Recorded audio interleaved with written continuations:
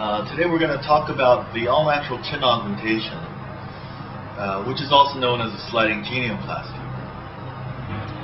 So these are surgeries to correct deficiencies of the chin.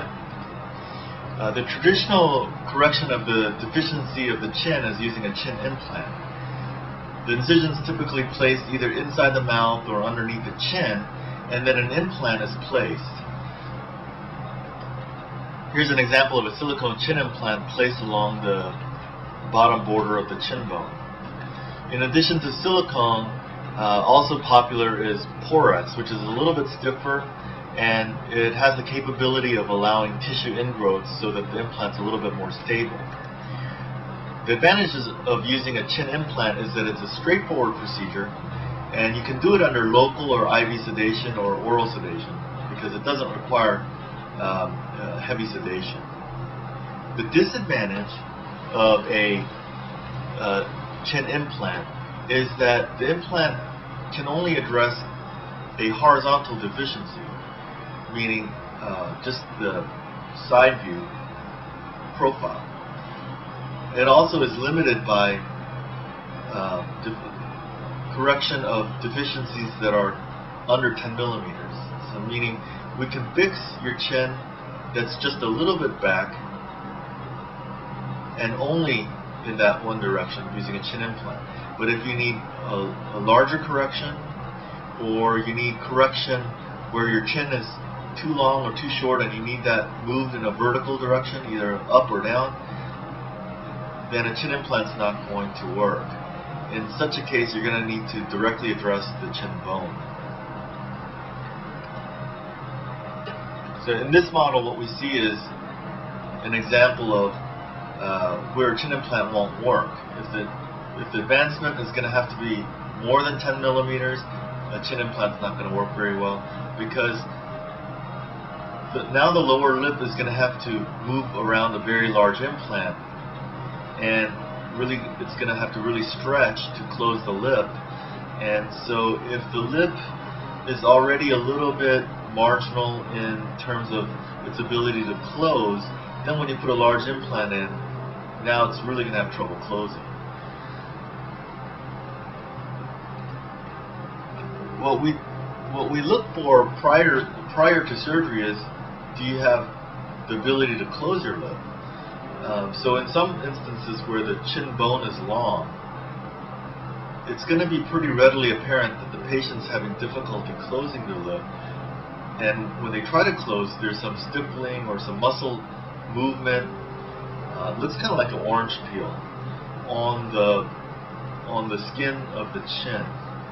So when you see this type of stippling, then you already know that the lip competence is marginal. So in such a case, you have to start thinking about directly addressing the bone, moving the bone to correct the issue. In this particular model, on a side view, it becomes more apparent that the patient has a long chin, meaning the chin bone needs to be shortened because it's a little bit long. In this case, what we see is that the chin bone, marked by the arrow, is long, and so the chin needs to be advanced forward, but not only that, it needs to be moved upward. The way a sliding genioplasty is performed, I prefer to do it under general anesthesia. The incision's made inside the mouth, and then the lower border of the bone is exposed, and the important structures are avoided. You can see here on the model of the chin, the dark line represents the area where the bone's going to be divided.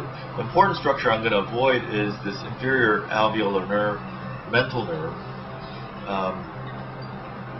indicated by the yellow tape, and that nerve gives feeling to the corners of the lip, and that's a nerve that we're going to avoid in order to minimize any risk of injury to that nerve.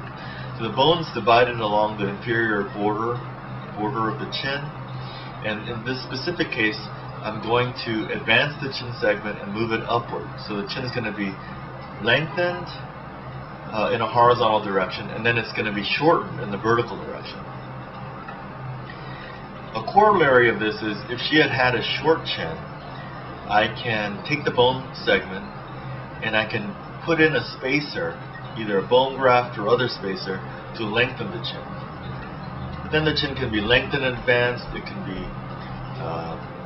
centered and advanced, it can be asymmetrically corrected in order to make the two sides more even. So there's a lot of flexibility when you're actually addressing the bone as opposed to simply putting an implant on top of it.